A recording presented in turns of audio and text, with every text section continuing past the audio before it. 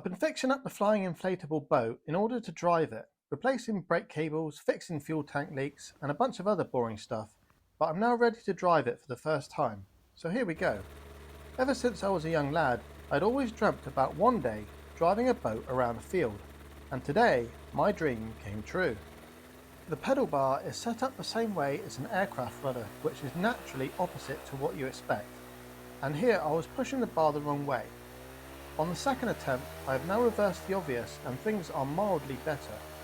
I'm having a hard time turning left. I'm doing all I can to turn left, but it's not really happening.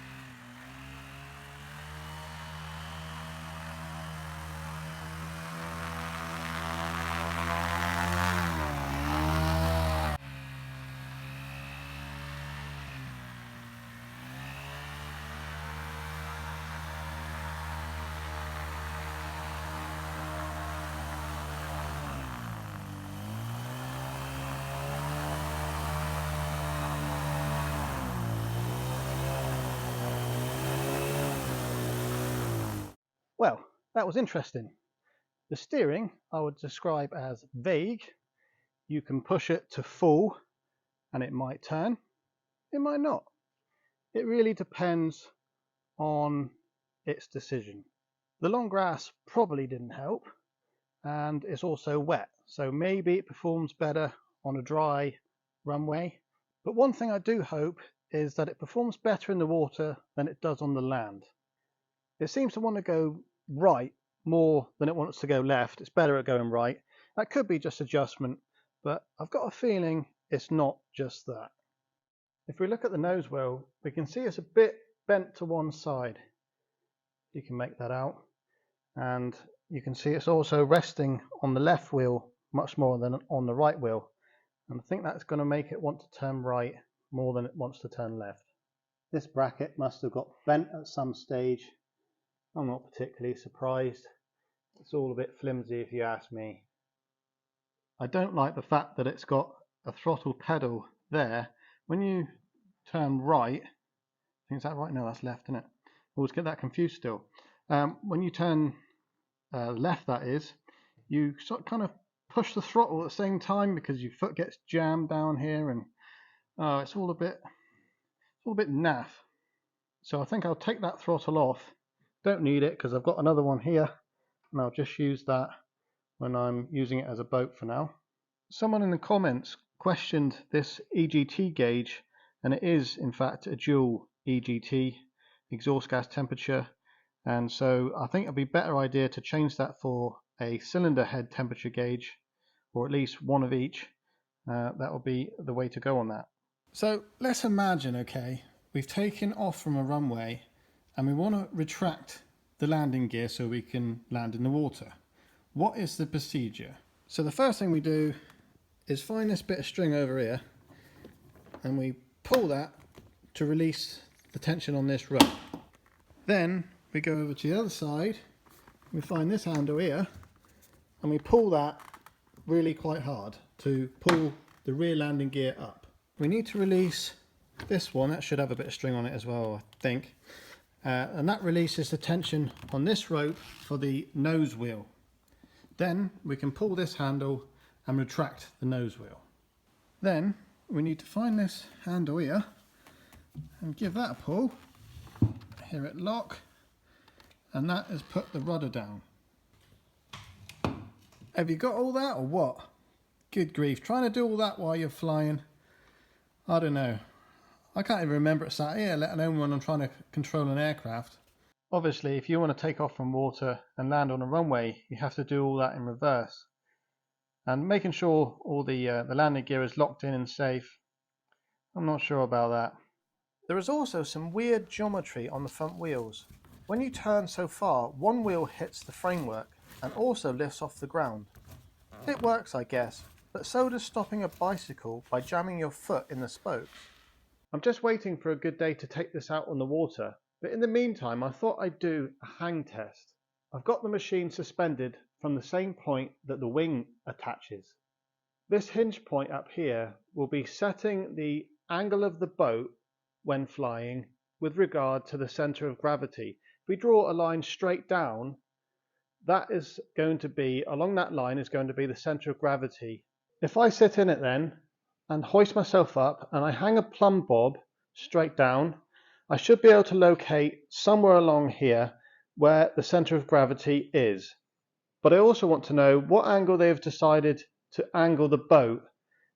There's probably a specific angle they have chosen for the best takeoff and landing.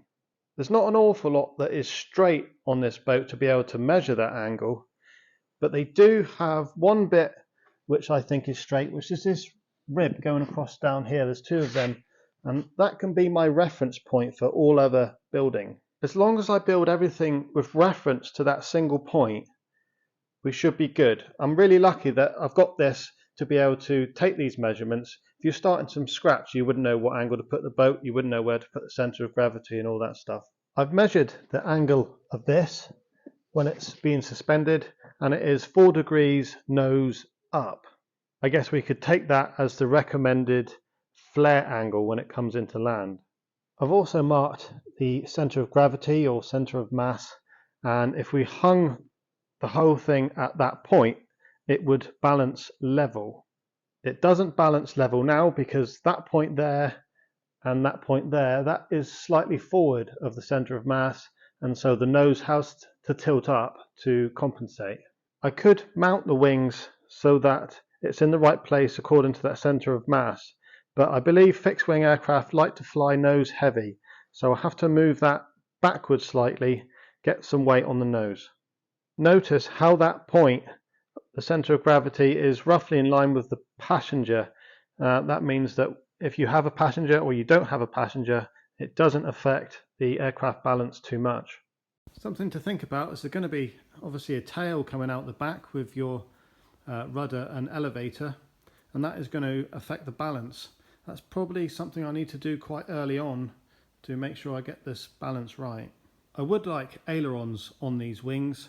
I do want a 3-axis control rather than a 2-axis control. I think that's enough for me yabbering on.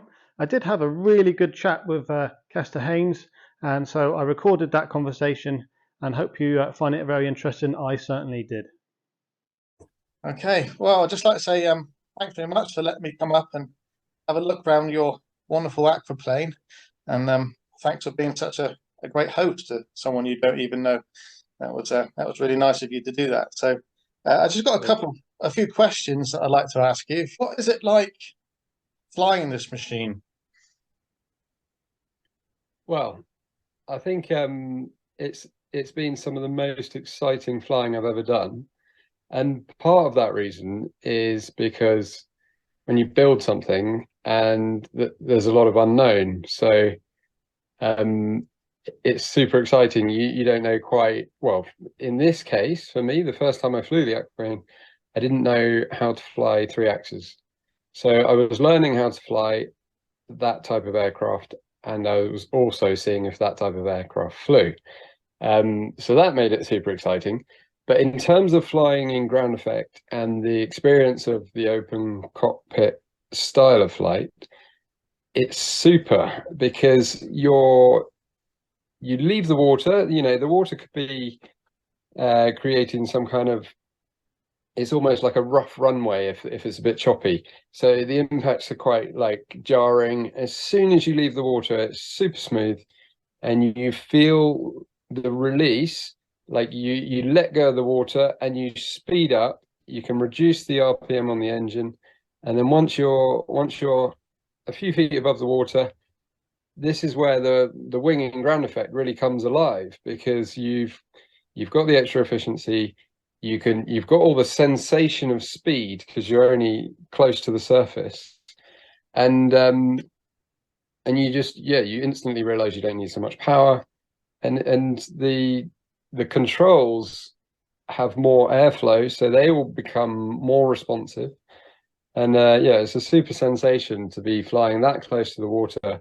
And also, you know, you've got huge space, because if you're out at sea, you can go in any direction, you know, and also if you know, if you have an engine failure, you can land at any point. So it's like unlimited runways in any direction.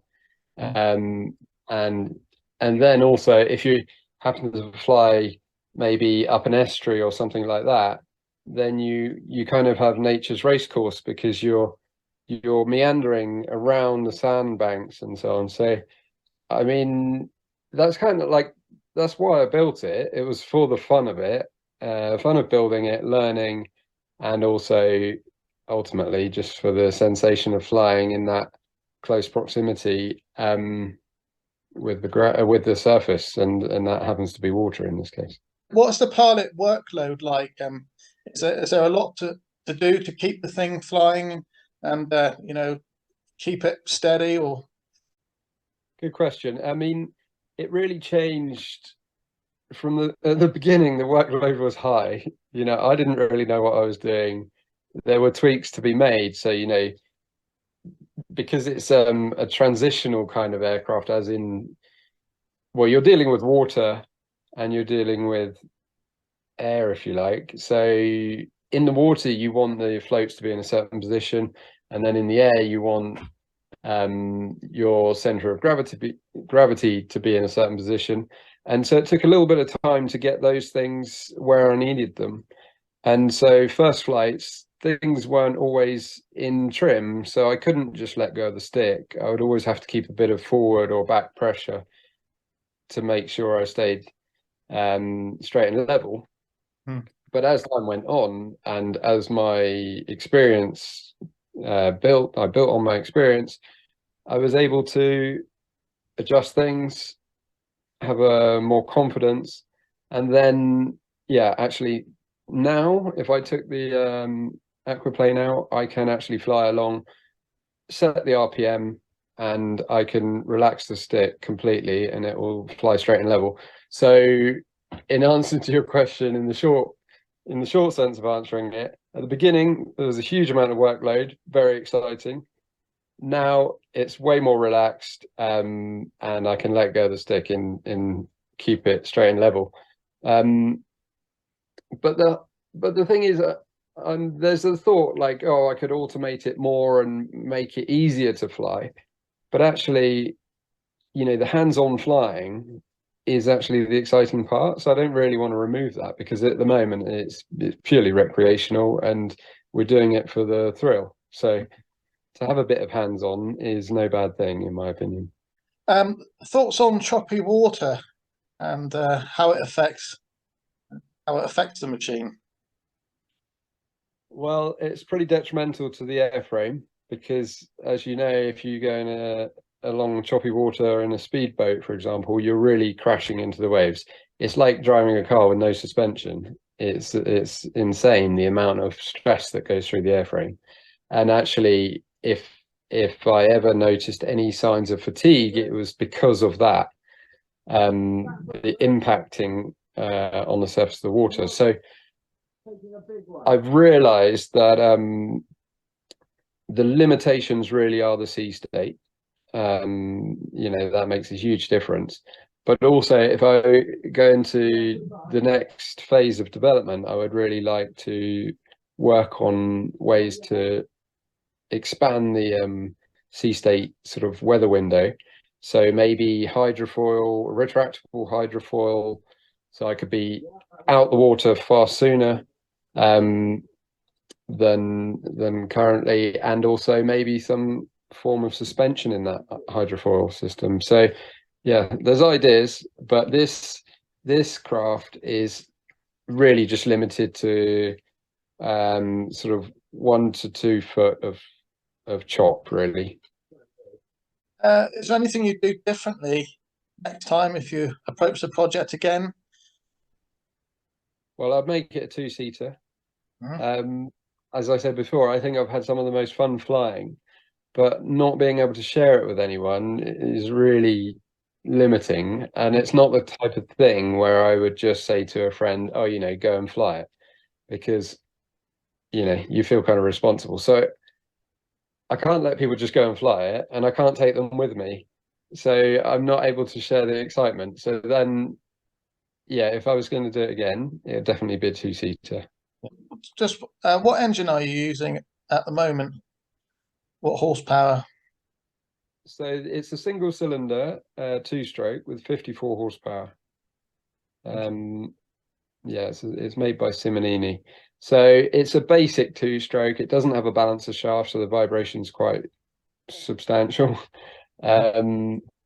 It's and it is really like that. I've gone down the two-stroke route. It was fairly inexpensive, and it was really good power to weight ratios, and you know, that's the inherent benefit of a two-stroke. And you've got enough power to do everything you want to do with 54?